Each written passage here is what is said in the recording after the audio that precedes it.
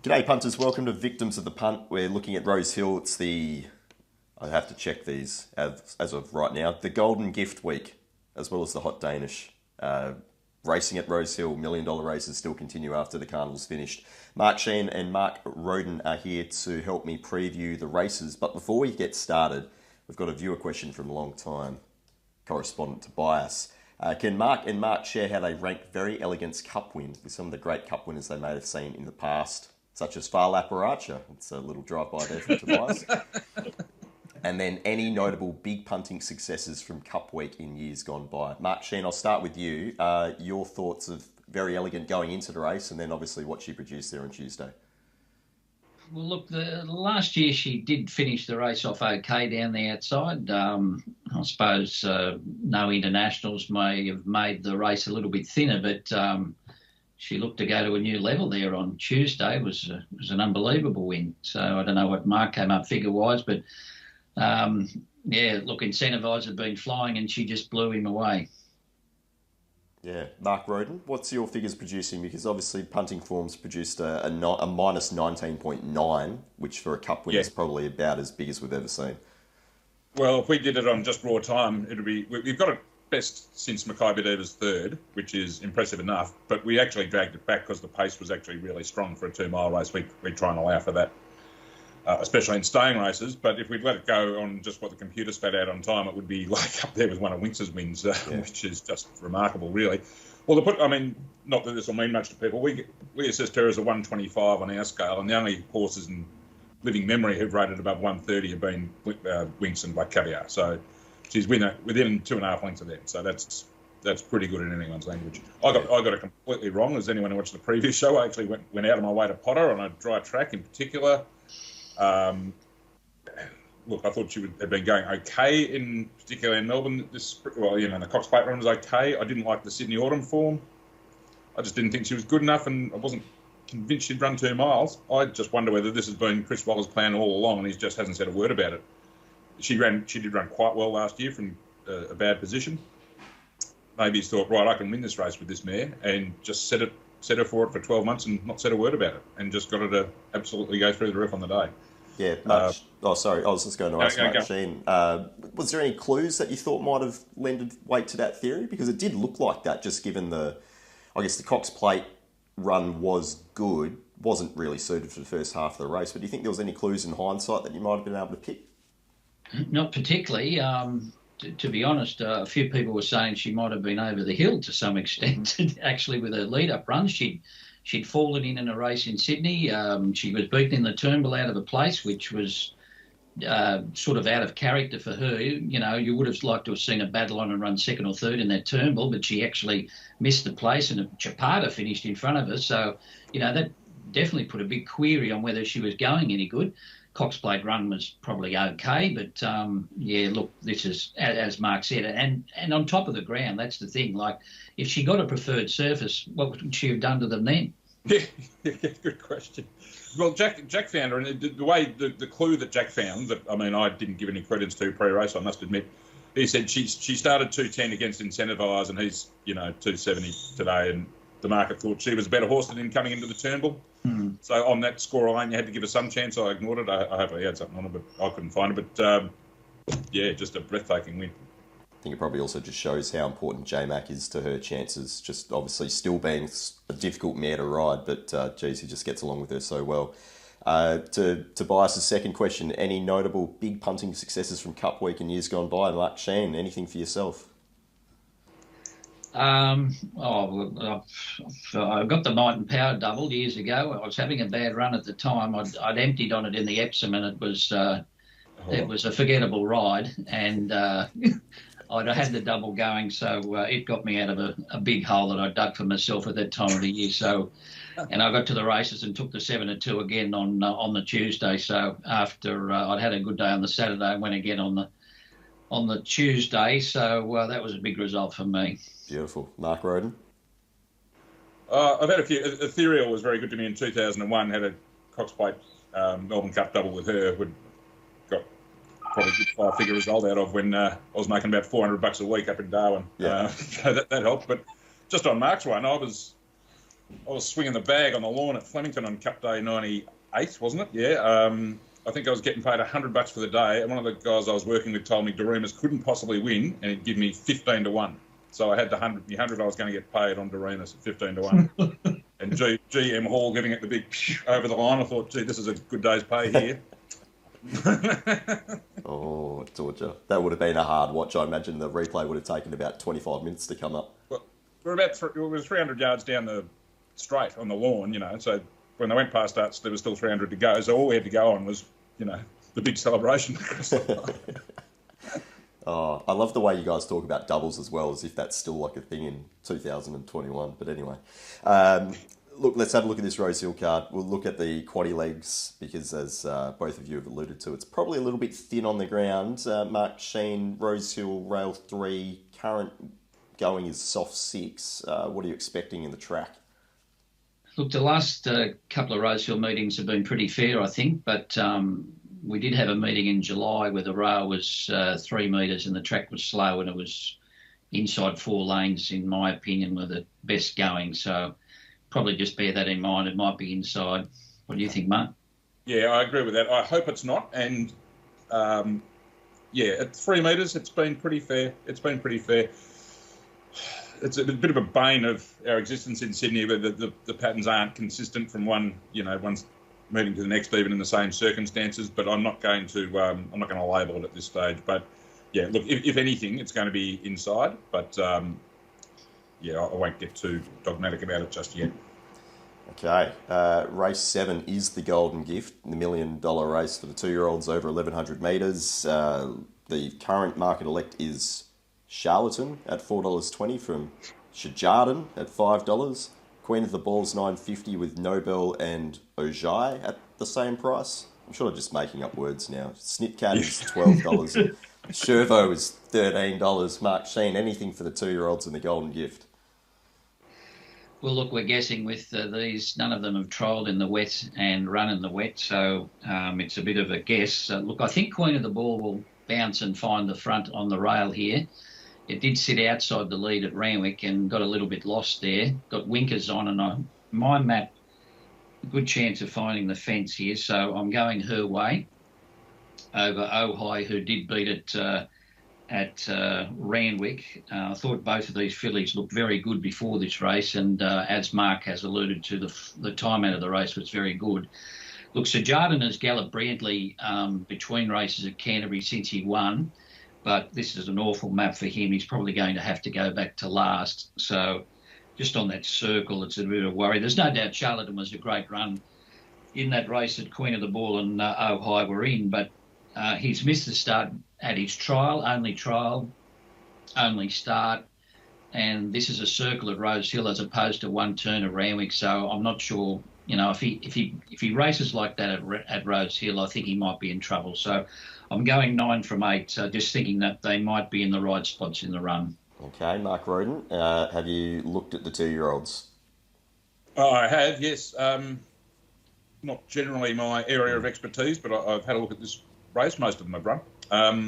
Look, I can see why people were very taken with Charlatan's run, but it's a third of the price of Ojai and Queen of the Ball, who, despite his excuses, finished a couple of lengths in front of him and are going to be, as Mark said, clearly in front of him in the run again, unless something changes. So I just think he's 3 to 1, they're 8 to 1. It's just far too great a differential. Look, he might be the best horse in the race, but I could expect those two at 8 to 1 as well. I think Sir Jardin certainly got something. Look, his time compared to the Coolangatta, the filly, that day was awful, but he did show something. He attacked the line really well. He's obviously got some ability, but he's going to be in an awful spot.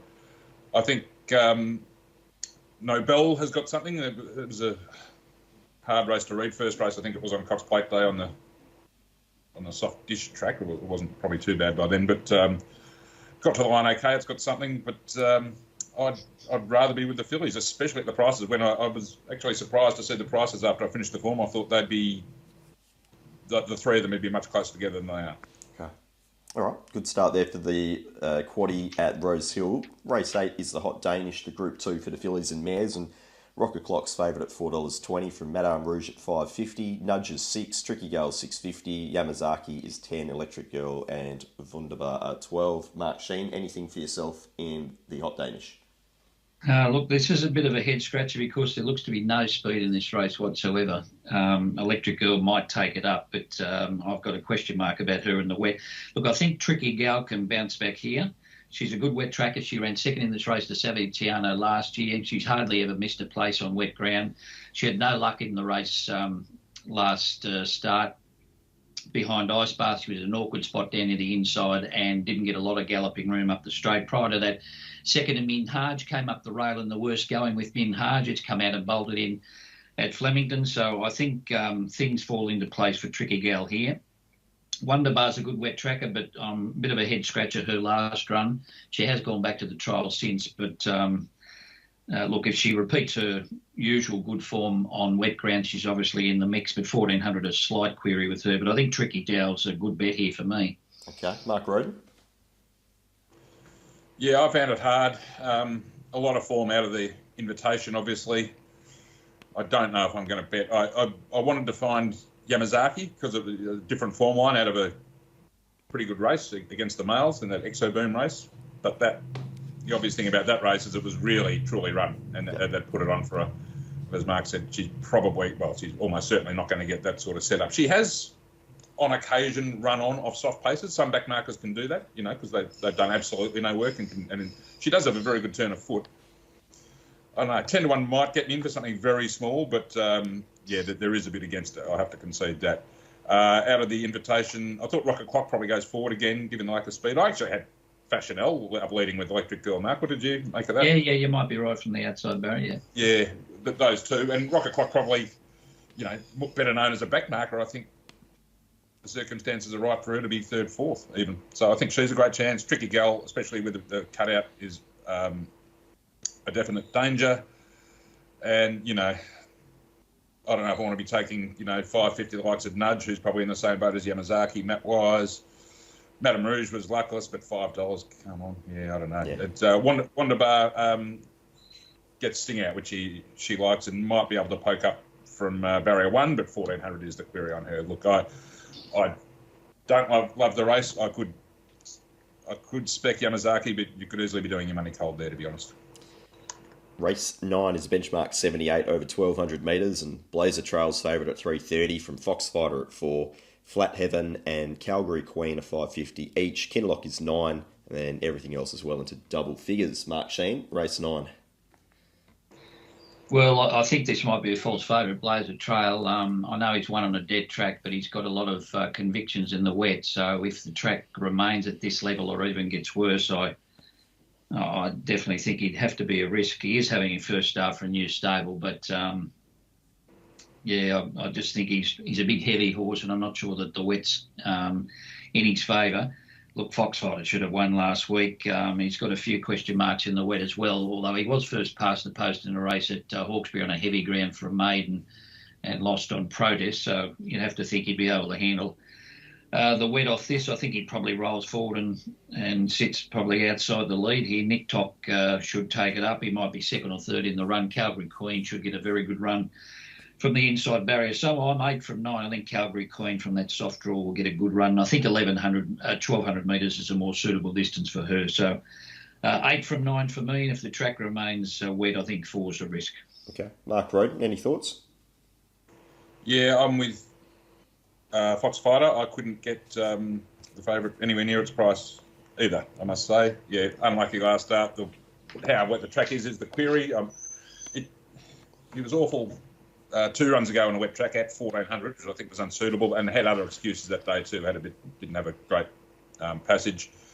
And as Mark said, has that Hawkesbury effort in the Hawkesbury maiden on a heavy track, which you could use as evidence if you wanted to, but I think it should be favourite.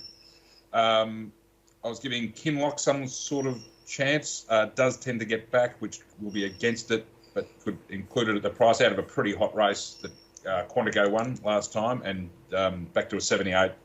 I think he's better suited. Flat Heaven was good last week as well. Whether the dry is what he wants as well, I'm not sure. And then I was at the Blazer Trail and Calgary Queen. But I think Foxfighter, a good bet at the price, and I could save on Kinlock. Very good. That brings us to the last, which is benchmark 78 over 1,400 metres. Blesk is $4, as is Zushak. Suave is $5.50. Bergen's 10. Media Starguest is 11, and Edware is 14. Mark Shean, Bergen was a horse to follow from last start at Randwick. Are you following him here? Look, I was hoping he'd go to a different grade than this, and plus the fact that he more than likely will not get his own way here. Zushak will probably kick up and keep him out.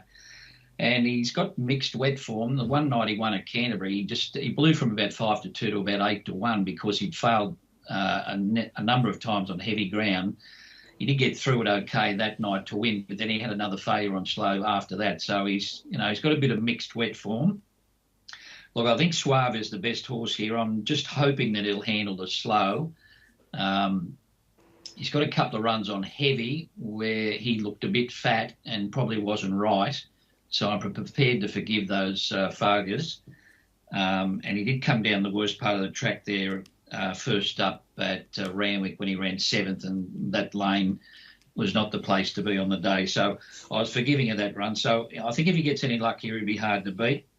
I think Media Starguest is flying. His 2 trials before he ran this time in have been fantastic. He's a very good wet tracker, but he has got a horror draw, but it mightn't be too bad by the last. So I might spec him if they're sort of getting off the fence a little bit, but you just have to watch the pattern of the day. So 3 on top for me. Bleska's racing well and has got some wet form also. Look, I'm against Zushak a little bit here if the track is fair. Just think Bergen might hook into him here. And last time he won at 1,400 metres, he got a very slow pace in front and only just fell in against Zing and Canyonero, who have both been lapped since. Okay, so a little bit going on there in the last. Mark Rhoden, what were your thoughts? I don't know if I want to back him, but I actually got Zushak on top. I take Mark's points. I'm more going off his run last week where he was beaten, but they went very hard there, and I thought he was very brave to beat all but Dynamic Impact. I know he didn't actually lead. He let the Academy go, but they really were set up for something to get home and beat them. I thought that was a pretty good run. I don't think the soft's an issue. And look, he always just sticks himself in the race and gives himself every chance. I don't know if 11-4, 3-1's any value, but I did have him on top from Suave. I'm a fan of Suave as a horse. I was very taken with the way it hit the line at Warwick Farm and it's been 2 starts back. And lost no admirers, but getting beaten by a promise of success last time. I think he's a pretty good horse. Don't like J Mac off as a rule as a betting proposition, but I certainly have him second pick. Then I was out to the likes of Media Starguest and Airware, who probably both have to be need the track to be playing a bit fairly by the last race, but if it is, I think both can run well. And then Bergen, who, yes, we mentioned in the review show, what a brave run that was last time. The soft track's an issue, as is the fact he's going up 8 kilos too. Sure. So they're both little negatives for him. Look, no bet for me at this stage, but I'm 1 from 3 for the record. All right, that brings us to the end. I'll get your best plays on the card. Mark Shean, I'll start with you. Well, look, I know it's a hard race, the Hot Danish, but I just think Tricky Gal sets up nicely here, getting wet ground and it's got a good draw. Alicia Collett, very strong rider. So I think she'll run well in race number 8. It's not much of a card, so I think she's the best value, maybe on an each-way basis, race 8. Okay, Mark Rhoden. I think it's an absolute raffle, and I'm not certain it's going to run. But in the Country Classic, Nick Olive's horse, Invincible Dash, absolutely brained them at Goulburn last Sunday. So if it runs, it's on a 6-day backup, which I don't mind at 2,000 metres, proven on soft ground, and it's 30-1. I mean, I know it's a big field and a raffle, but look at the price. I just have to have something on him, and if he's late scratching, you get to collect anyway. Get your money back. How about that? All right, that makes sense. We'll catch up next week to discuss what is Hunter Week there in Newcastle. Until then, enjoy the weekend, guys. Best of luck on the punt. See you, mate. Thanks, mate.